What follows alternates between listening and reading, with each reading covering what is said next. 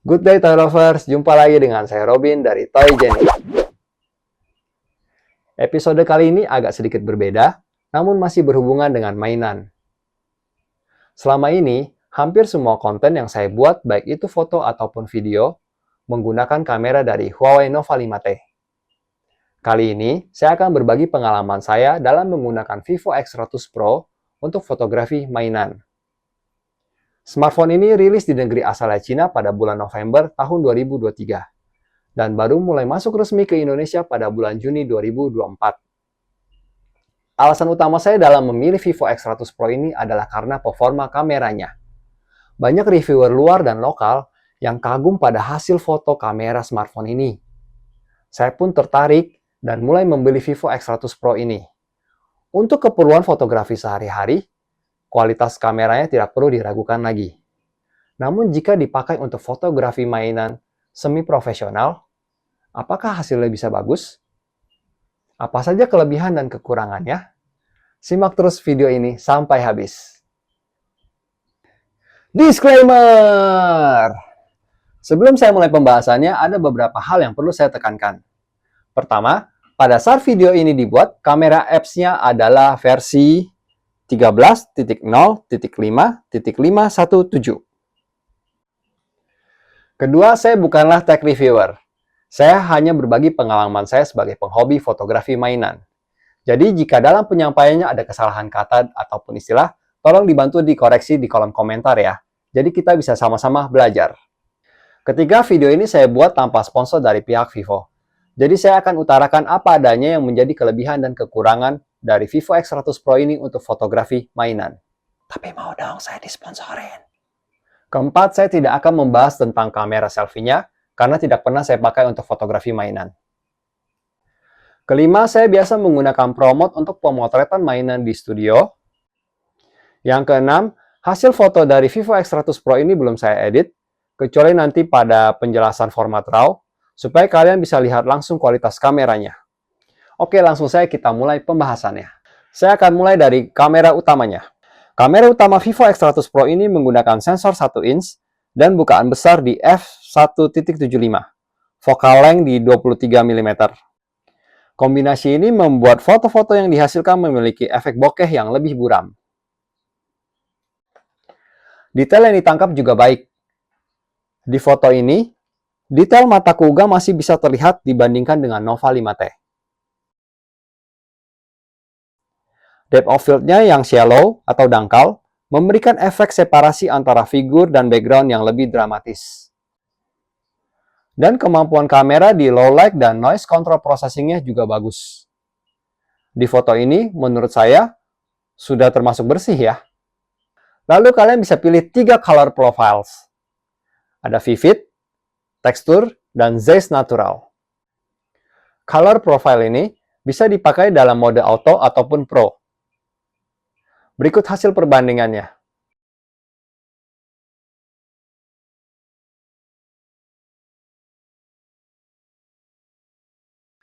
Namun, sensor yang besar dikombinasikan dengan bukaan yang besar bisa jadi pedang bermata dua untuk fotografi mainan. Contoh kasus, misalnya saya ingin mengambil detail keseluruhan dari figur Spider-Gwen ini. Jika saya zoom, maka bisa dilihat bagian tangannya jadi sedikit blur. Padahal, jarak tangan dengan kepala itu sangat pendek. Efek blur ini dikarenakan depth of field yang dangkal. Dan ini bukanlah efek yang saya inginkan. Sekarang saya coba posisikan figurnya lebih jauh dari kamera agar depth of field-nya lebih panjang. Ya, hasilnya jadi lebih fokus. Namun gambar figur jadi lebih kecil karena posisinya harus dijauhkan dari kamera.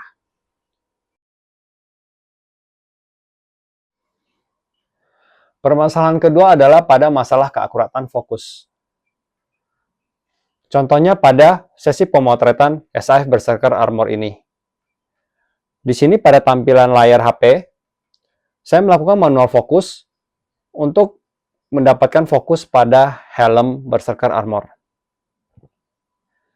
Ketika tampilannya sudah fokus, saya mulai ambil fotonya. Namun begitu saya cek hasilnya di galeri, helm SHF Berserker Armor ini masih tampak blur. Dan saya berulang kali mencoba mengambil fokus pada kepalanya, baik menggunakan autofocus maupun manual focus, tapi masih hasilnya tetap saja blur.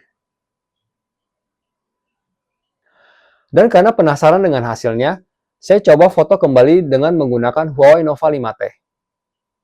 Dan ketika saya bandingkan hasilnya, wow, ternyata untuk contoh kasus yang seperti ini, Huawei Nova 5T bisa mendapatkan fokus yang lebih tajam daripada kamera utamanya Vivo X100 Pro.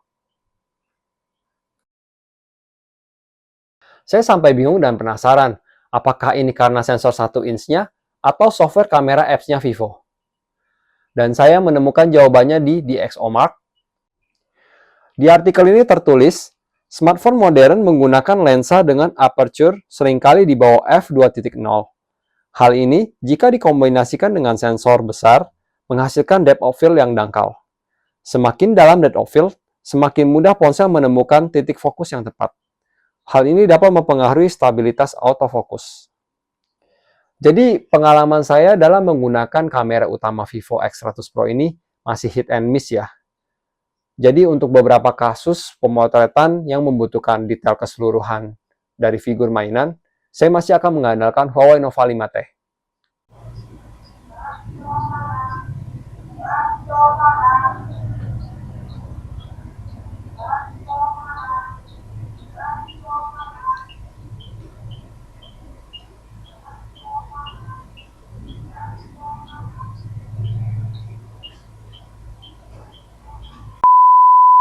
Sekarang kita bahas kamera ultrawide-nya. Kamera ultrawide biasanya tidak terlalu dipandang oleh sebagian besar pengguna ya, karena biasanya spek yang diusung tidak semantap kamera utamanya. Ultrawide Vivo X100 Pro memiliki resolusi yang sama di 50 megapiksel, namun sensor yang disematkan memiliki ukuran paling kecil di antara kamera lainnya, yaitu 1/2.76 inch dengan bukaan di f2.0 focal length 15 mm. Namun jika didukung dengan fitur autofocus, kamera ultrawide bisa menghasilkan foto yang khas dengan efek distorsi seperti ini.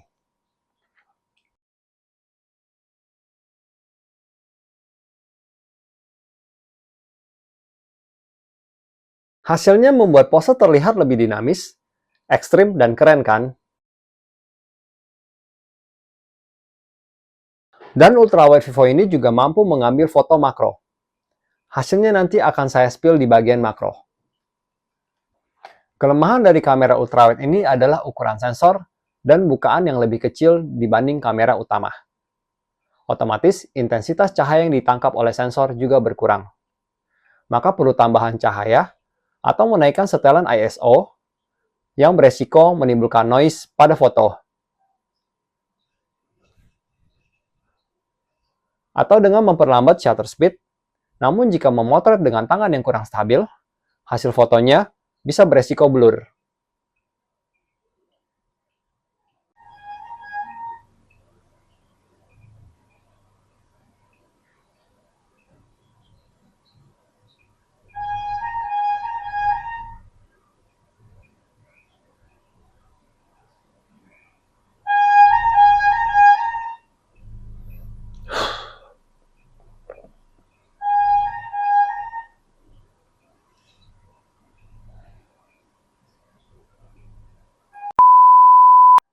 Sekarang kita beralih ke kamera telefoto yang menjadi andalan Vivo X100 Pro ini.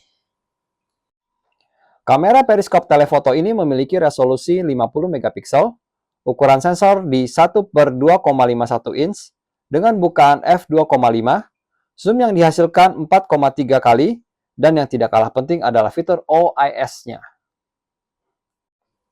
Kamera telefoto ini cocok banget untuk mengambil foto close-up maupun detail. Dan hal ini berguna sekali waktu saya berkunjung ke showroom Statue for Heroes. Di sana banyak sekali statue-statue keren yang dipajang. Pengen rasanya saya foto detail semuanya. Namun beberapa statue itu dipajang di pojok sudut yang dalam, jadi sulit untuk dijangkau dan difoto. Semua detail statue bisa difoto dengan baik walaupun jaraknya jauh. Dan OIS-nya Sangat membantu kestabilan waktu memotret zoom dengan tangan, sehingga gambar yang ditangkap tetap fokus dan tajam. Dan saya paling takjub dengan hasil potret dari kamera telefoto ini. Hasilnya jauh lebih tajam dari kamera utama. Depth of field-nya juga tidak sedangkal kamera utama, sehingga lebih mudah bagi saya untuk mendapatkan detail keseluruhan figur. Tantangan dalam menggunakan kamera telefoto ini adalah ruang kerja yang sempit. Jika Anda memiliki studio yang kecil seperti saya, tentunya hal ini menjadi keterbatasan dalam memosisikan jarak kamera dengan objek.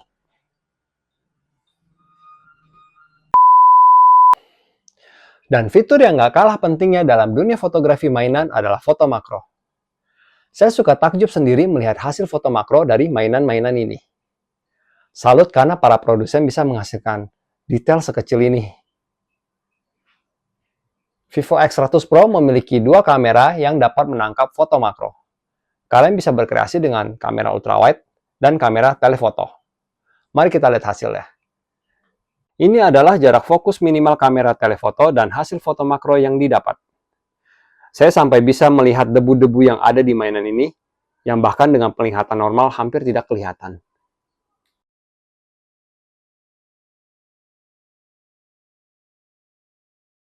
Dan ini adalah jarak minimal fokus kamera makro ultrawide. Hasil foto makronya memiliki bidang objek yang lebih luas dan perspektif yang lebih dalam dibanding lensa telefoto.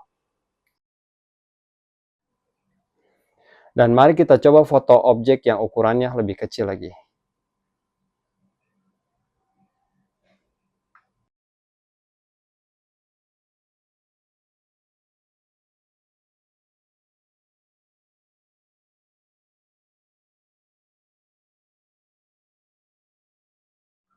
Gimana menurut kalian detailnya? No play-play ya hasilnya. Hanya di Promote, kalian bisa memilih format file foto yang kalian hasilkan dalam bentuk JPG, RAW, dan Super RAW. Format RAW dan Super RAW ini biasa digunakan oleh profesional fotografer. Hasil fotonya memiliki warna yang lebih datar, jadi perlu diproses lagi di software editing untuk mendapatkan warna yang diinginkan. Lalu ada fitur yang menyenangkan pada Vivo X100 Pro ini, yaitu miniatur efek. Dengan menggunakan efek ini, foto-foto pemandangan tampak atas dapat dibuat terlihat seperti miniatur. Sekarang kita bahas fitur video dari Vivo X100 Pro ini. Berikut ini adalah contoh video yang direkam menggunakan 3 kamera dari Vivo X100 Pro.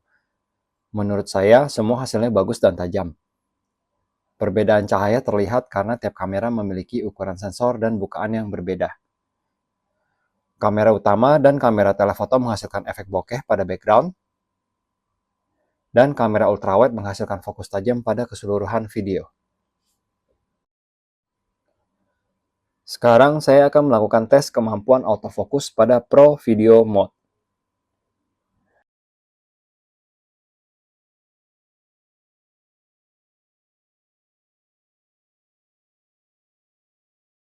Sekarang fokus ke box, dan jika saya dekatkan fokusnya berpindah ke wajah. Coba ditaruh lagi, dekatkan lagi ke kamera.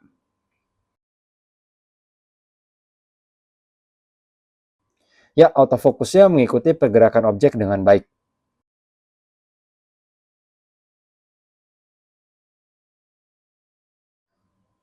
Namun di sini kemampuan autofokusnya bisa hilang jika saya kombinasikan dengan tab manual fokus.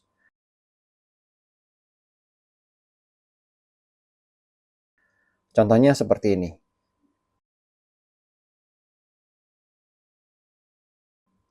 Misalnya saya tap ke bagian wajah untuk melakukan fokus.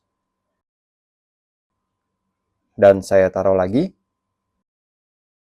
Fokusnya sudah terkunci, tidak mengikuti pergerakan tangan saya lagi.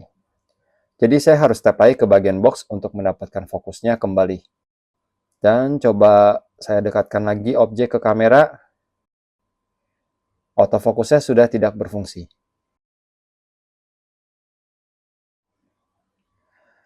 Beda cerita jika saya menggunakan auto video mode. tes autofocus.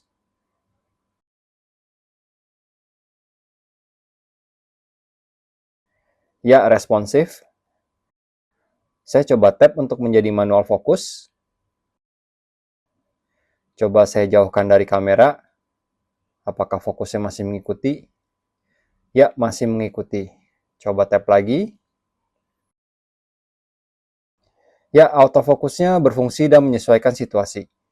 Beda dengan Pro Video Mode yang dikunci titik fokusnya dan tidak fleksibel. Namun perlu diperkirakan jarak pengambilan gambarnya jika menggunakan mode auto video. Karena jika terlalu dekat, maka akan terjadi perpindahan kamera yang membuat hasil rekaman video menjadi patah.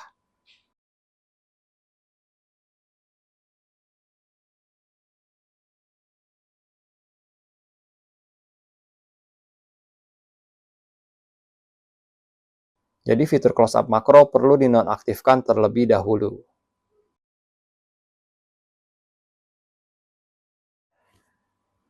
Saya coba bandingkan dengan kemampuan autofocus di Samsung Galaxy S23 Plus.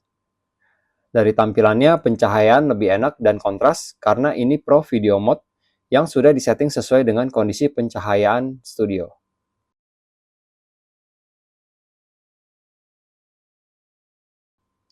Di sini pilihan mode autofokusnya ada dua, center dan multi.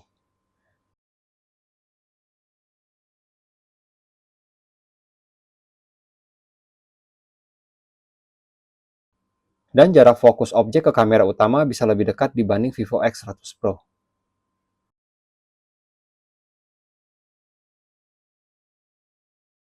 Jika saya melakukan tap manual fokus, dan ketika objek saya jauhkan, maka sistem autofocus bisa langsung mengejar objeknya.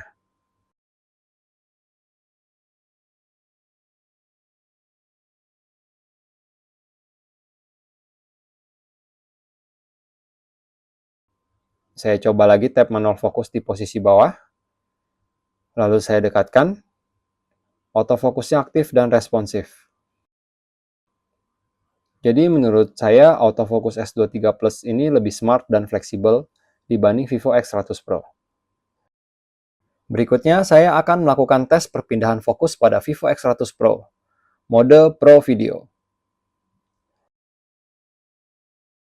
Sekarang saya coba tap fokus di background, tap fokus di belt, saya coba tap fokus di kepala. Ya, fokusnya malah di background. Coba lagi fokus di background, lalu di kepala. Coba ke belt. Kalau di belt, baru bisa fokus keseluruhan figur. Coba di kepala lagi, di background, di dada, di kepala. Jadi di sini tap fokusnya kurang akurat ya. Coba saya bandingkan lagi dengan S23 Plus di mode Pro Video.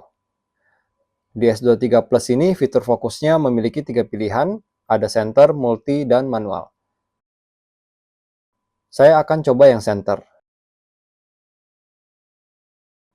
Saya tap ke background, ya fokus ke background, tap ke belt, fokus ke belt, tap ke kepala, agak meleset. Nah, dapat fokusnya di kepala, tap lagi ke background, kepala. Sekarang coba saya pilih yang multifokus. Tap ke background, tap ke belt, tap ke kepala. Ya, di sini bisa dilihat tab fokus S23 Plus ini lebih akurat dan bisa diandalkan dibanding dengan Vivo X100 Pro. Fitur fokus tracking Vivo X100 Pro hanya bisa digunakan di auto video mode.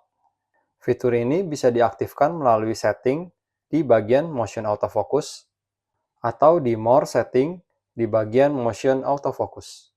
Di sini dijelaskan bahwa fitur motion autofocus hanya tersedia di foto, portrait, video, night, and snapshot mode. Sayang sekali tidak bisa dipakai di Pro Video Mode. Dan ini video perbandingannya. Saya tap fokus di bagian kepala. Sekarang saya mulai tes syuting video dolly out.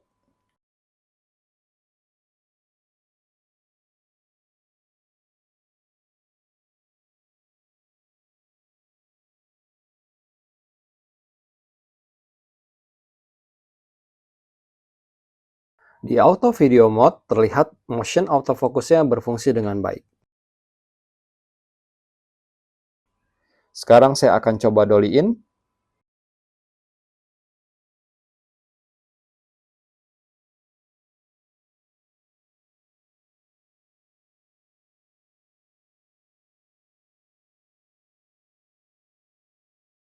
Di Pro Video Mode, fokusnya tidak bisa menempel mengikuti objek.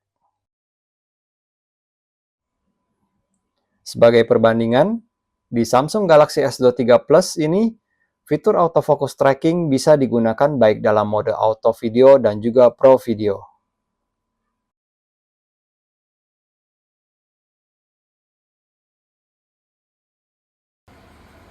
Di sini bisa dilihat autofocus trackingnya berfungsi. Sekarang saya akan coba dolly in.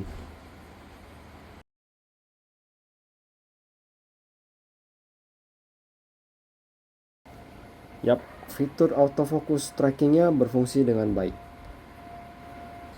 Mantap Samsung, di sini autofocus Samsung lebih unggul daripada Vivo. Ada satu fitur yang menurut saya berguna banget, yaitu fitur focus picking. Hanya ada di Pro Video Mode, di bagian atas sebelah kiri icon 1080p, dan fitur focus picking-nya diaktifkan.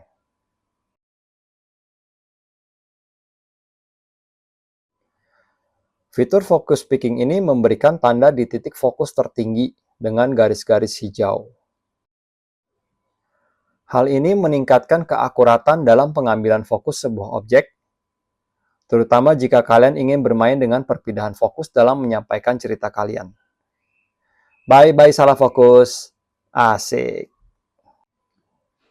Lalu ada fitur exposure feedback yang memberikan info titik paling terang dan gelap dalam sebuah komposisi video kalian. Contohnya jika saya memperlambat shutter speed, maka garis-garis merah yang muncul menandakan area yang overexposure,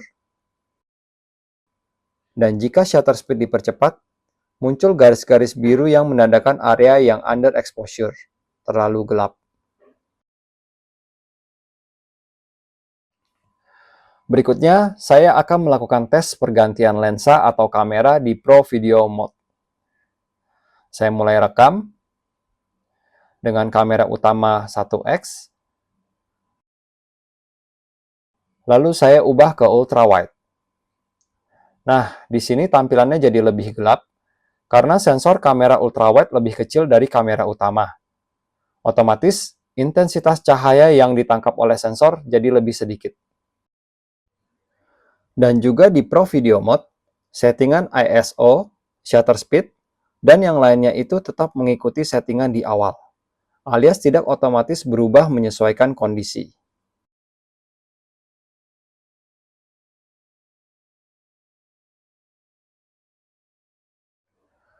Begitu juga dengan kamera telefotonya lebih gelap. Jadi, pergantian kamera atau lensa selama perekaman di Pro Video Mode ini tidak disarankan. Karena adanya perbedaan exposure ini, mau diedit pun juga sulit. Berbeda dengan Auto Video Mode, jika saya melakukan perpindahan dari kamera utama ke kamera ultrawide, kalian bisa lihat exposure-nya kurang lebih hampir sama. Tidak berubah jauh seperti di Pro Video Mode. Autofokusnya juga lebih responsif. Jadi, jika ingin merekam video dengan perpindahan kamera atau lensa, Auto Video Mode ini lebih bisa diandalkan. Untuk efek slow motion, Vivo X100 Pro dapat merekam hingga 480 fps di resolusi 720p dan 240 fps di resolusi 1080p. Di bagian Pro Video juga terdapat setelan 1080p, 240 fps. Namun, kalian perlu mengedit manual slow motion-nya di software editing lain, misalnya Premiere Pro.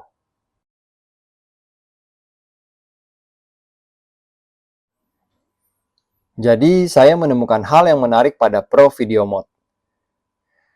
Di sini saya memilih settingan format video di 1080p 30 fps,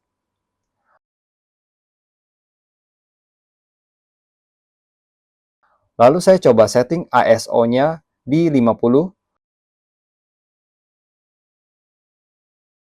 dan shutter speed-nya saya perlambat di 1/10 agar videonya terang.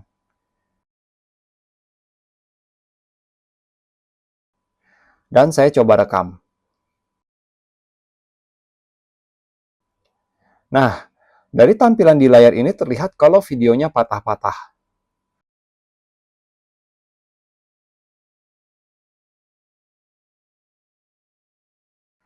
Saya stop rekam, dan coba cek info datanya. Di sini direkam di 27 detik di 10 frame per second. Ini hal yang baru buat saya. Jadi, hindari setelan shutter speed pada mode Pro Video di bawah 1/25.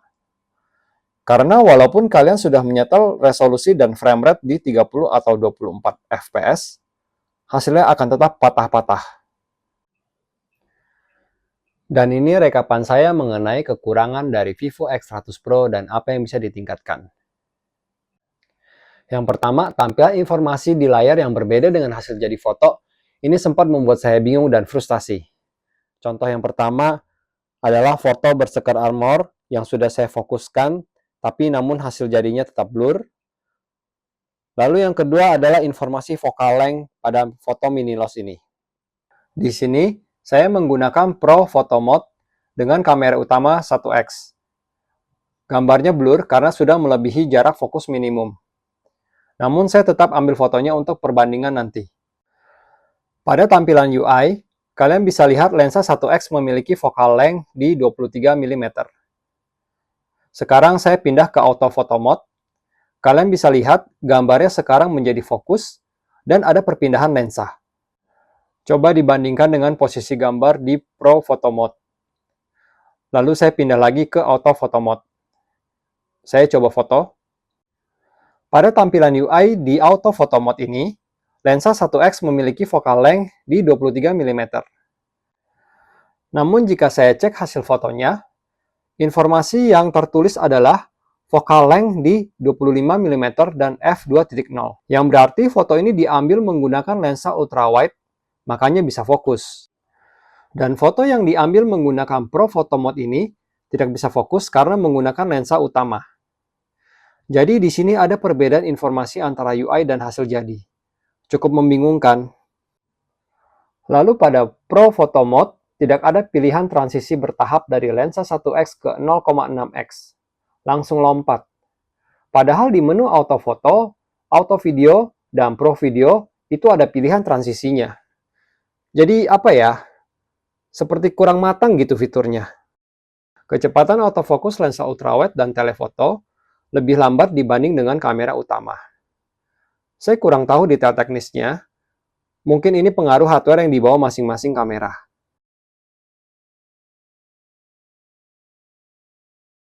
Yang ketiga, saya sangat berharap fitur focus picking ini hadir pada mode Pro fotografi. Hal ini akan sangat membantu saya dalam menentukan titik fokus tertinggi jika objek foto yang saya ambil itu kecil. Pada smartphone S23 Plus, fitur focus picking ini ada pada mode video dan foto. Dan hal ini sangat membantu jika saya ingin menggunakan teknis focus stacking. Lalu yang keempat, fitur autofocus tracking hanya tersedia pada mode auto. Semoga kedepannya juga hadir pada mode Pro ya.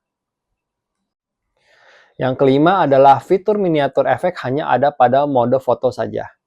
Padahal jika fitur miniatur ini juga ada pada video, tentunya konten yang dihasilkan lebih dinamis, hidup, dan menyenangkan. Dan hal yang cukup mengganggu buat saya pada menu Pro Mode adalah adanya kemiringan pada lensa ultrawide. Sekarang saya menggunakan Auto Photo Mode.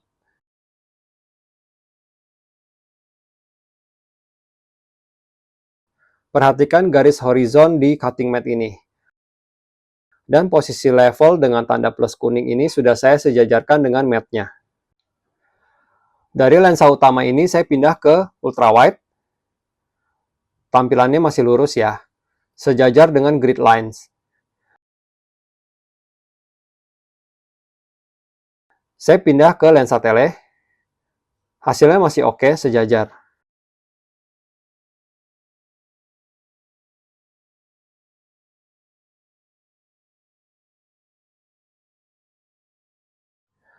Di auto video mode juga masih sejajar. Pindah ke Pro Video Mode, dari 1x pindah ke 0,6x, ya masih lurus sejajar. Nah, permasalahannya ada di Pro Photo Mode. Perhatikan garis horizon cutting matte ini. Begitu pindah ke 0,6, kalian bisa lihat kemiringannya.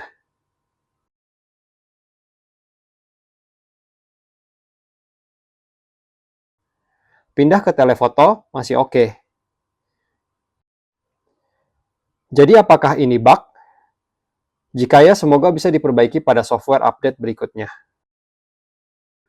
Oh ya, buat kalian yang memiliki Vivo X100 Pro ini, apakah juga mengalami hal yang serupa? Tolong beritahu saya di kolom komentar ya. Jika ya, berarti memang sudah bawaan smartphone-nya. Namun jika tidak, berarti punya saya yang factory defect. Vivo X100 Pro ini memang masih ada kekurangan. Namun untuk fitur yang diusung pada flagship di harga 17 jutaan, buat saya Vivo X100 Pro ini sudah memberikan nilai yang terbaik, khususnya di performa kamera dibanding kompetitor lain di kelasnya. Harapan saya agar kekurangan seperti keakuratan autofocus, lalu dihadirkannya fitur focus picking, dan fitur-fitur penunjang lainnya, dan perbaikan-perbaikan bug itu bisa dihadirkan pada update software berikutnya ya, bukan pada smartphone berikutnya. Sekian pengalaman yang bisa saya bagikan selama kurang lebih 1 bulan menggunakan Vivo X100 Pro ini untuk fotografi mainan. Jika kalian ada menemukan tips dan hal yang menarik untuk dibagikan, boleh tolong share di kolom komentar ya. Dan jika kalian punya pertanyaan, silahkan tulis di kolom komentar, saya akan coba jawab sebisa saya.